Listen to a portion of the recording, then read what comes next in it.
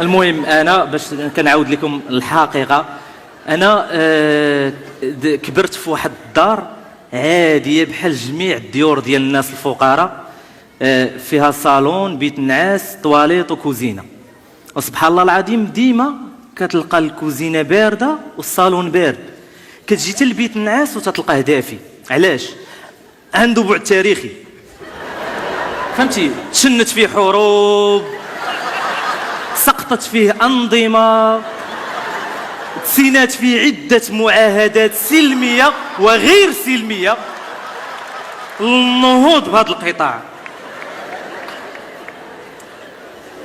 الكوزينة ديالنا كانت بحال جميع الكوزينات ديال الناس المغاربة، فيها الماعن بزاف ولكن 3 اللي خدامين: الكوكوط، المقلة والبراد. البراد بحال قلتي مهاجم صريح، مبابي، فهمتي؟ غادي جاي. طواليط عندنا فريمون ما كانوش فيها لي زاكسيسوار بزاف، داكشي ديال لاشا، الصابونه في بلاصتها، معطر الجو،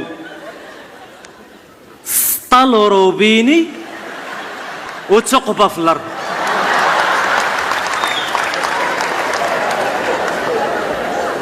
ما مطراسياش حتى بلاصه الرجلين، صد فيما بغيتي كب على الماء.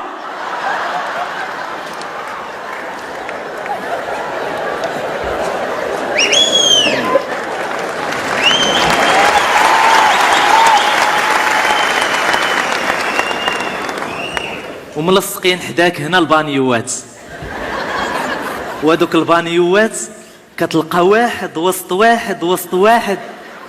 والخيبه هي مني تمشي انت تجلس وتدق على امك تقول لك ماطي ليا معاك البانيو الصفر، وقلب ليها انت على البانيو الصفر. كتولي ما حيلتك تجبد البانيو الصفر ولا تحل الساقطه وتخرج ليها البانيو وتدرق عليها باش ما تشوفكش، تحضي مع رجلك لازلك في القرقاره.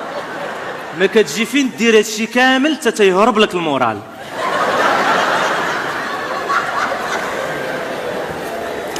بالنسبه للشوفو كان عندنا اشاعه.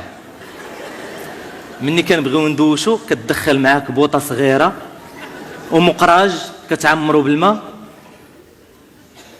وكتجهد البوطه وكدهن الصابون البلدي وكتجلس حدا البوطه تسخن، انت وقنبوله في متر مربع.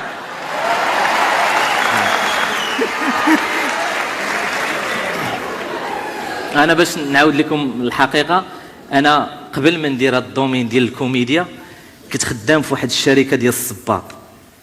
كان الفرق اللي بيني وبين الخراز لا سينيسيس.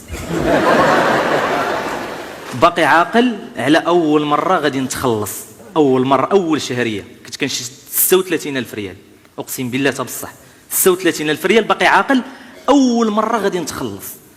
كنت جالس في البوست زعما ديالي، ويجي عندي الشيف بيرسونيل قال لي يا ولدي يسار اجي عندي للبيرو باش تخلص. شنو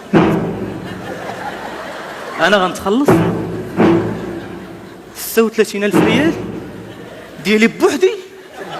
هادو زمان الدنيا دنيا ضرورة، وقلنا واللي ضرورو يخسر مصيره. هادو الشيطان هادي الولد هادي صورة، قلنا ما يقدر على اللي في خيره غيره.